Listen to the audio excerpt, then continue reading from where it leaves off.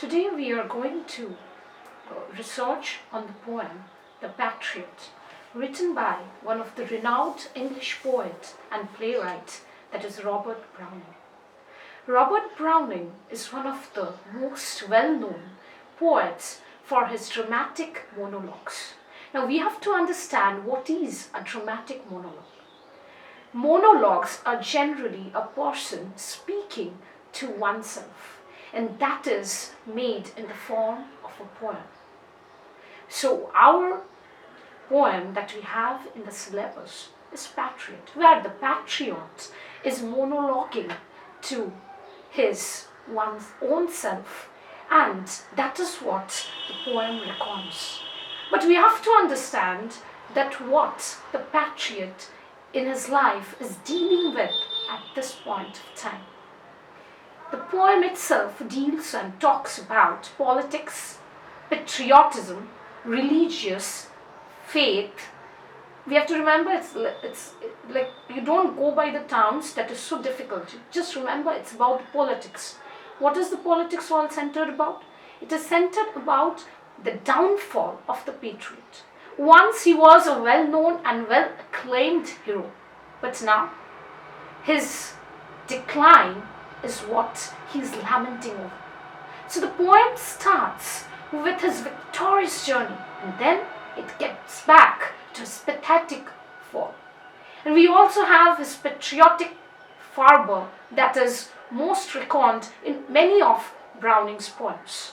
Then we have the religious faith, and at last the harsh reality of the leaders who are true to their sense of patriotism. So the poem goes through these all main points. It speaks also about the sacrifice of such leaders who are misunderstood by the people. Hope we have understood a little background of this poem before we start into. And after that, as I have told you, the speaker of the poem is a patriot. The poem is a monologue of this patriot speaker who narrates his tale to us as he has been taken to the scaffold to be executed publicly for his misdeeds. He tells us of his situation, how he was once well loved by everyone, and how he is now despised by the same people. So it's like the peak and then just the downfall. That is what you have to remember. It's like a diagrammatic thing. You have just to remember the peak and then the downfall of the patriot. The patriot is innocent of having done any mistakes, and it is only out of the misunderstanding of the people that he is being put to death. His death sentence is for the wrong reason, as per we can fathom, though it is not even mentioned clearly at all in the poem that what was his death sentence given for. But we have understood in his monologue that his death sentence is for some wrong reason.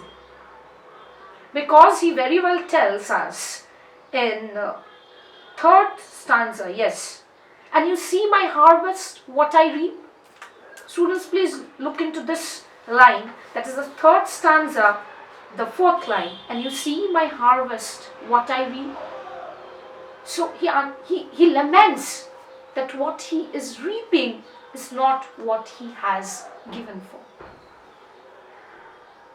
So it's a pathetic lamentation of this patriot, what goes on in his psychosis. So let us get back into what I was telling you. His death sentence is for the wrong reason, and although he's tried to persuade the people to listen to him, it has done him no good. Why? Because it talks also about the fickleness, very important point, fickleness of the public.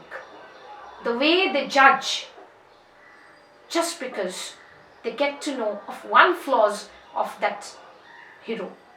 And hero of once upon a time, there is no mercy for their hero. So the patriot is a harsh critic on public sentiment and morality. It's a harsh critic on public sentiment and morality. It stresses on the point that not all decisions made or supported by the people are right decisions. or even in their own interest. So you have to understand that the public is not given a good mind by our poet. There's, like, he tries to tell us that the public has no mind at all. It talks about the fickleness. It talks about how the public doesn't reckon our patriot. So the poem, very important point, please note down. The poem has a sense of universality to it. Why? Because we can relate it even today.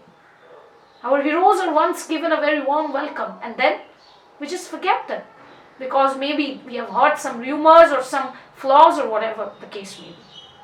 The poem has a sense of universality to it, as history has witnessed the rise and fall of many such patriots throughout its course.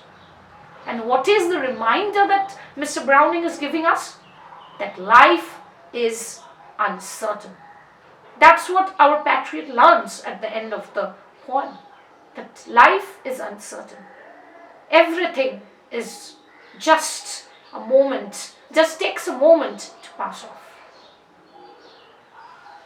So nothing remains but just dust that you take to the graves. Now coming to the form and structure of the poem, which is equally important. The Patriot has a curious structure of 6 stanzas, right? And how many lines? Please count. 1, 2, 3, 4, 5. So we have 5 lines each. A quick scansion if we do, not based on so much of rhetoric, prosody. I'll not go into such technicalities because it's not needed in class 10. So a quick scansion reveals that the poem is not based on a strict meter, or there is no such very strict rhythm or pattern, because it is a monologue, because he's speaking his mind out to you. So that is why if the question comes, why there is not a strict meter, you have to understand why. Because the patriot is speaking his mind out, and who speaks out his mind in rhythm and meter? It's not possible, right? So similarly, that is why. The length of a majority of lines is 9 syllables, with a few going a syllable or 2 beyond that mark. So 9 syllables. Instead of the meter, the musical quality, its musical quality is achieved by the careful placement of words, very important. Each word is placed with design by Mr. Brown. So after we have gone through this form and structure, and okay, sorry, I forgotten to mention the rhyme scheme. Now what is the rhyme scheme? Of course, way A.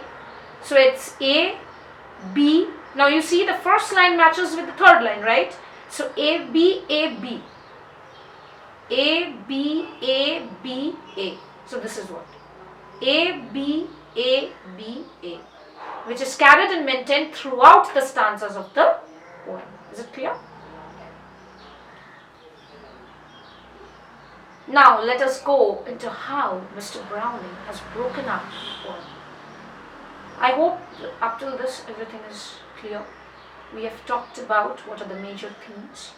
We have also talked about what goes into the psyche of the patriot. We have also talked about what a monologue is, and also about the rhythm, form and meter of the poem. Now what is the very most important thing for you in terms of your exam is we have to break the poem. How many stanzas? It's for 6 stanzas. So in the first 2 stanzas, the poem introduces the conditions of the past. Why? Because past associates glory. The third stanza is the poet's revelation. Now first 2 stanzas, you have to make it a symmetry. First 2 stanzas, what happens? Past. A third stanza is the poet's revelation on how and why the conditions changed. And there is the most important line that I already mentioned. And you see my harvest, what I reap. It's a very important line. So third stanza, what did I say? It's about the revelation on how and why the conditions changed. And that too against him. And the 4th and the 5th stanza contrasts the past with the present. It's a very sharp contrast. There's no curve, there is no shades of grey, it's just black and white. You have to remember like that. It was white and it's black. Just, that's a sharp decline, it's a peak. And now the last stanza. Very important stanza that if you ask me that what are the most important stanzas of the poem, I'm going to tell you it's the third and the sixth stanza. Why?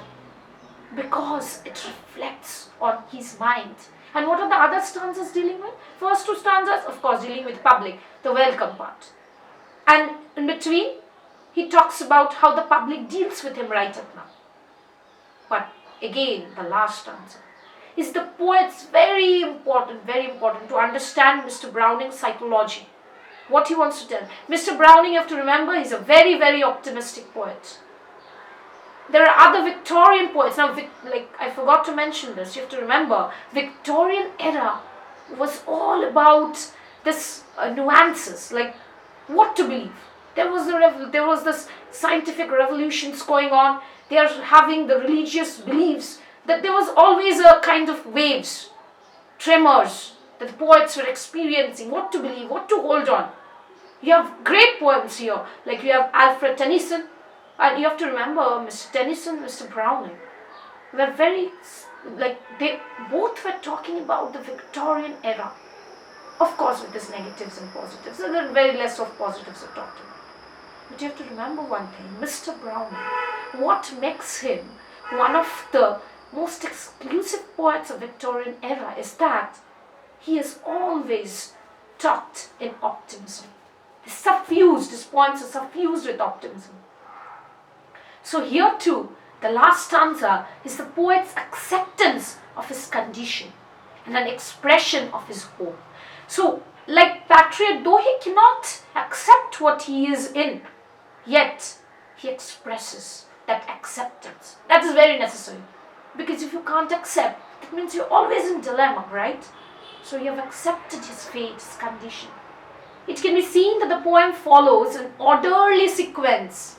Do you understand? That is what I was trying to mention. Orderly sequence of a story where the conditions of the past are told. Now, two stanzas, right? Conditions of the past are told.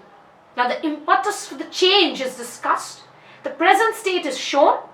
And there comes a final conclusion of all things as a whole. Here the poem just makes a complete circular round. It starts, it ends. It gives us a complete whole of what has happened. It's a complete poem in itself. It's a beautiful, complete poem. So this makes the subtitle of the poem. There is also a subtitle of the poem. An old story. The subtitle of the poem is An Old Story. So besides having the title The Patriot, the poem also has a subtitle, and that is called An Old Story. It's more relevant, I feel. Now if it comes that an exam, of course it can come, that how far do you agree or how far do you think the title of the poem is justified. Of course you will not write that the title Old Story is all the more relevant. But this is my personal opinion. You can of course tell, but then there is a problem, you understand.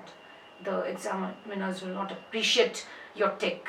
There is always this Indian system of education where students have to always go by the rules and decorums. So, okay, fine.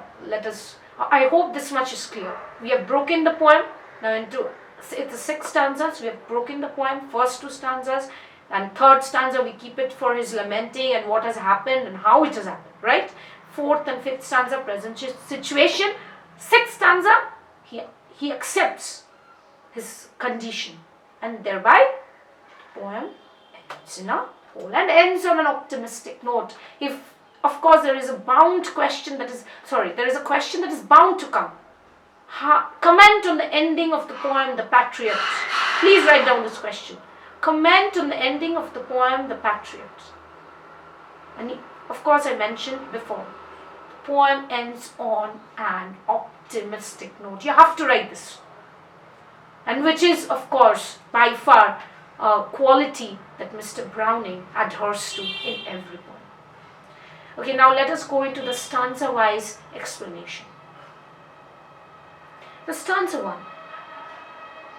It was roses and roses all the way, with mattal mixed in my path like mad.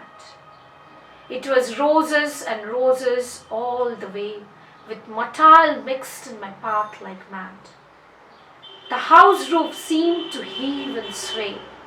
The church spires flamed, such flags they had a year ago on this very day.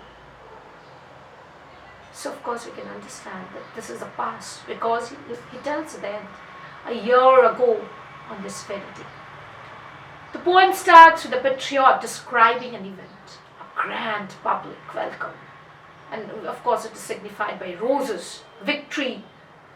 Roses stands, it symbolizes victory, right? Motiles symbolizes victory. So it's a grand public welcome that took place a year ago on the very same day. He is reminiscing the past and he builds a picture for us as he remembers that day. His walking path was covered with lots and lots of rose petals, with motiles mixed in them. The path was festooned with his flowers for him.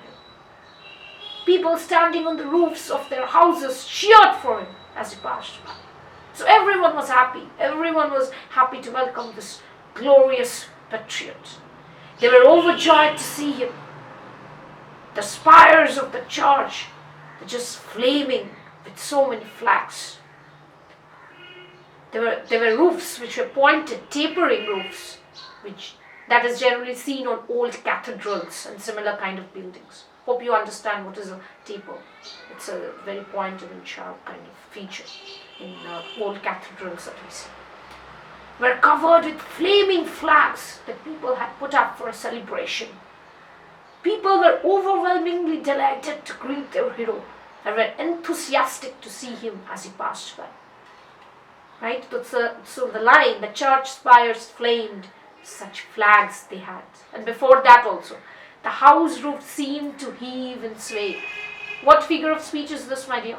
It is house roof seemed to heave and sway. It's of course personification. Why? Because house roofs, inanimate object, has been given the quality of a human being. Heave and sway. Clear?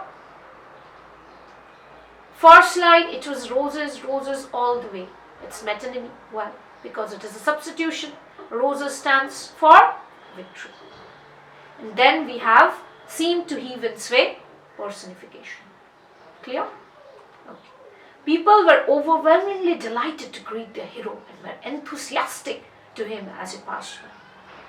Now, of course, it is very logical to assume that this grand celebration must be as a result of some achievement on the speaker's part. Perhaps it was a victory in war or the assemblage for fighting one, which it's never revealed to us. The poem never reveals actually what the patriot did, or what made to the glory of patriot, or what made to the loss of his glory. He never writes. Why? Because this is a monologue. He is speaking his mind out. So he's not interested to read.